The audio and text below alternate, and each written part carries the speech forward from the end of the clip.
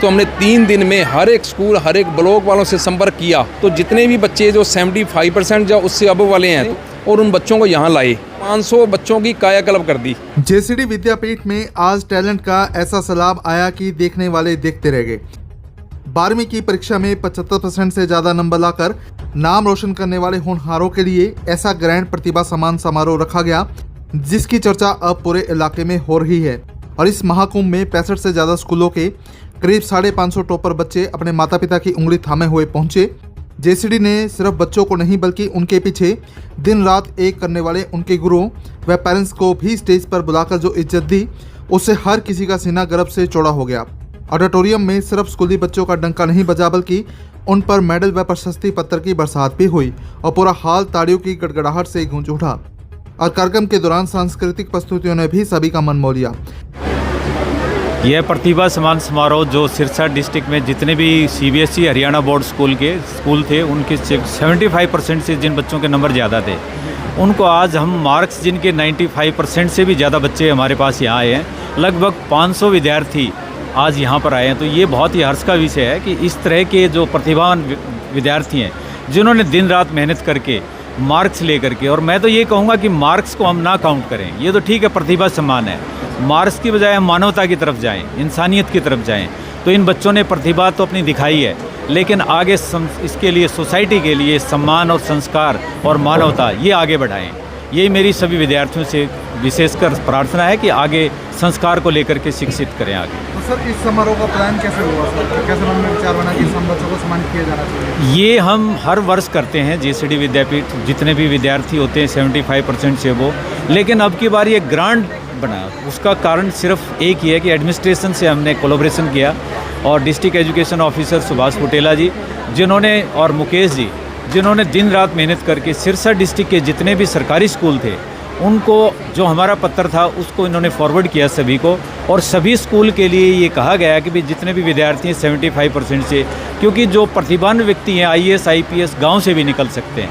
तो सरकारी स्कूल जितने गांव में थे उन बच्चों में बहुत हौसला था आज, और ये हमेशा देवीलाल जी की भी सोच थी कि भाई जो ग्रामीण अंचल का विद्यार्थी है अगर आप उसको शहरी के साथ साथ अगर आगे बढ़ाएंगे तो विकसित भारत की हम स्थापना कर सकते हैं। बच्चे खास उत्साही दिखे सर? बच्चों में बहुत उत्साह था और उनसे ज़्यादा उत्साह उनके पेरेंट्स में था।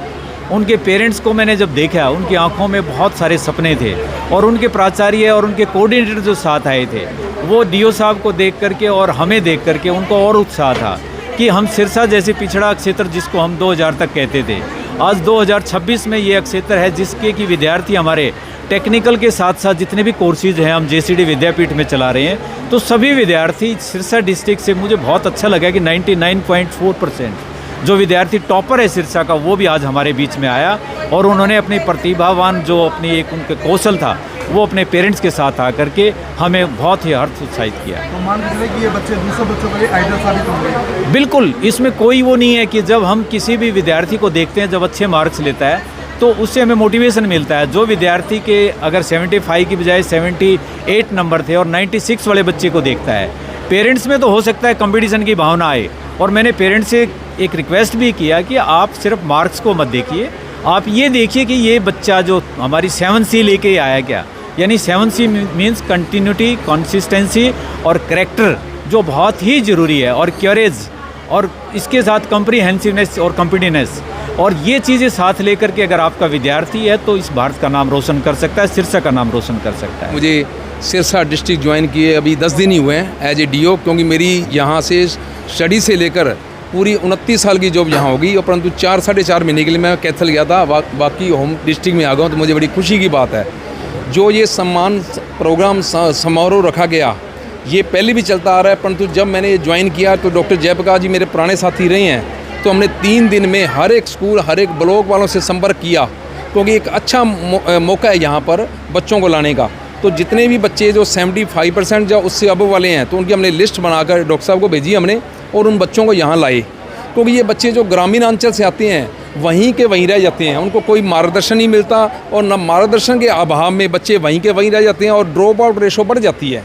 तो इस तरह का प्रोग्राम करने से एक तो बच्चों को आइडेंटिफिकेशन हुई, बच्चों को पहचान मिली, एक मेरी कॉमर्स भाषा में भी है कि बच्चों को कोई फाइनेंशियल या नॉन फाइनेंशियल मोटिवेशन मिलना चाहिए। तो डॉक्टर साहब ने सभी बच्चों के लिए देखो खुले दिल से नॉन फाइनेंशियल इंसेंटिव दिया, एक सर्टिफिकेट दिया, मेडल दिया।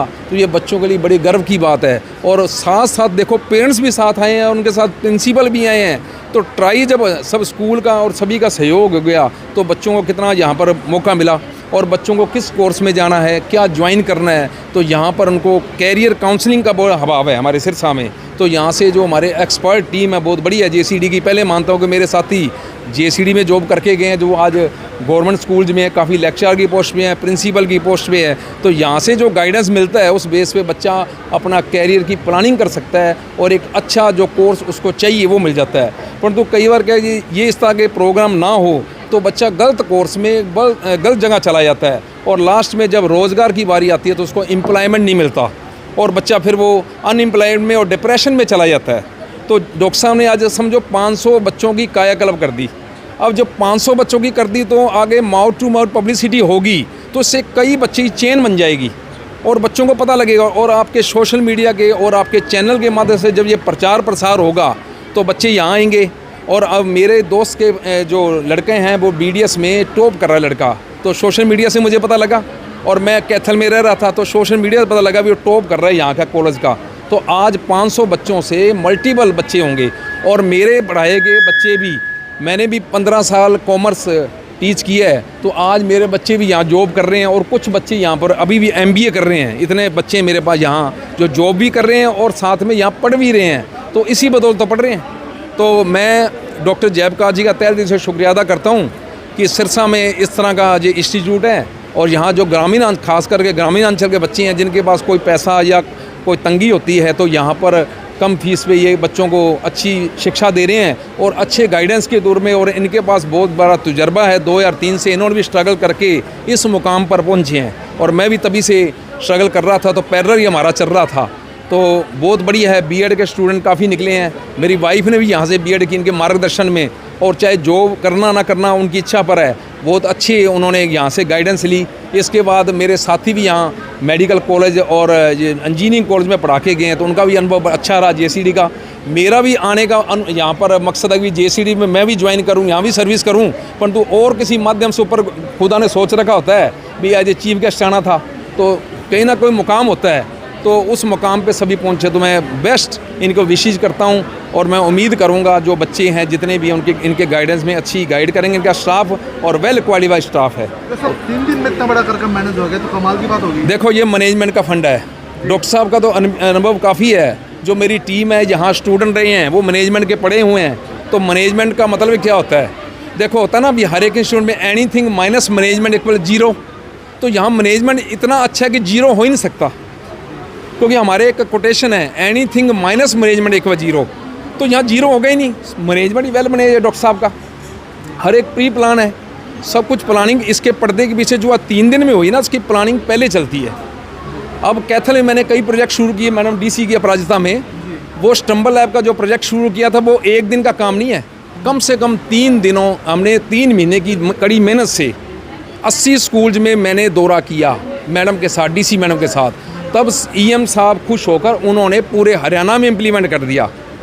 डॉक्टर महिपाल ढांडा जी जो हमारे शिक्षा मंत्री आदरणीय हैं, उन्होंने पूरे हरियाणा में हर एक DO को बुलाकर सेक्रेटरीट में मीटिंग ली थी, और वो कैथल एग्जाम्पल बना। और उसी तर्ज पर मैंने स्टम्बल लैब प्रोजेक्ट यहाँ शुरू किए। उसके बारे में बाद में करूँगा, क्योंकि आज हमारा ये प्रोग्राम है। स्टम्बल लैब प्रोजेक्ट के बारे में आपको बाद में बताऊँगा कि उसका क्या बेनिफिट होगा।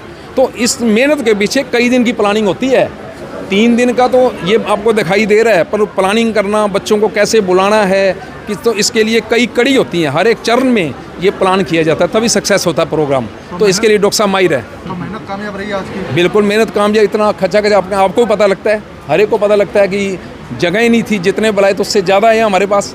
तो ये सब डॉक्टर साहब का और सभी हमारे साथियों का, जो राजेश जैन जी, डॉक्टर साहब हमारे मुकेश जी, कृष्ण जैन जी हमारे साथी हैं जो मेरे एजुकेशन डिपार्टमेंट में डिस्ट्रिक्ट साइंस स्पेशलिस्ट, उनकी सभी की बदौलत से ये कामयाब हुआ।